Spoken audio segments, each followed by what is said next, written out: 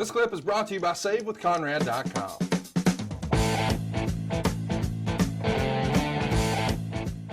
Meltzer would also write about Bret Hart's Raw rating when he finally returns to Monday Night Raw to have a match against his old brother Owen. Wade would write, it did not provide the boost to the ratings that the WWF was hoping to close the gap between Raw and Nitro. The first hour drew a 2.1. Meanwhile, the first hour of Nitro did a 2.7. Even during the 15 minutes when Bret was wrestling Owen, Nitro beat Raw 2.5 to 2.1. If you're wondering, Nitro had Lex Luger and Arn Anderson.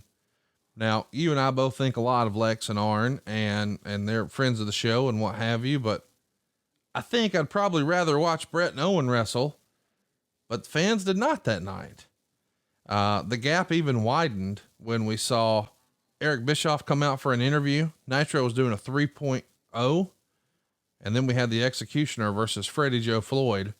Unfortunately, neither one of those guys are still with us, but great quote unquote hands. Raw fell to a 1.9. Can't believe Eric was ratings even back then. Were you surprised when Bret and Owen, that quarter hour losing just sticks out like a sore thumb? Like, damn, this is the guy who hasn't been here and was the top guy, and he's back against everybody who's paid any attention to wrestling. Knows Bret and Owen are going to steal the show, and it still loses to a Lex Luger match. So. Yeah. But no, it didn't. And it just was kind of like, God damn, man. They, and I think that at that time was a cry from the audience. We want new. There is, something else to discuss in the torch here. Wade would write, the WWF filmed an angle in Europe between Bret Hart and Sid. The angle aired on Raw, but in the preceding days, there are sketchy reports on the 900 line and Live Wire on Saturday morning regarding the angle were simply meant to imply there may have been a real life Sid Arn-like fight that took place in a hotel room 3 years ago. Of course, you may recall there was a whole incident with scissors way back in 93 with Sid and Arn, but still they're trying to hint that on the hotlines. And, Wade would say with Sid returning to Europe on the WWF's 2-day UK tour this past weekend, the WWF decided to suggest Sid may have gotten into similar trouble. On his Friday, November 29th, WWF 900 line report, Jim Ross said, apparently in London, late Wednesday night or early Thursday morning, we're not sure of all the details, there was a physical altercation in London between Sycho Sid and Bret the Hitman Hart.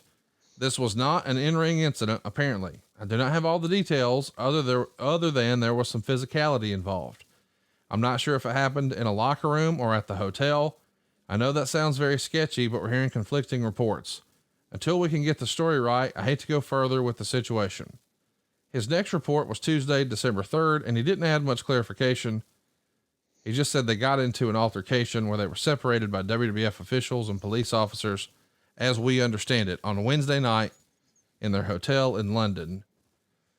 In hindsight, is that in the best taste, or is everything off limits for wrestling? No, see, that's somebody stretching, trying to make something out of an angle, a wrestling angle. Nobody said anybody stabbed anybody with scissors.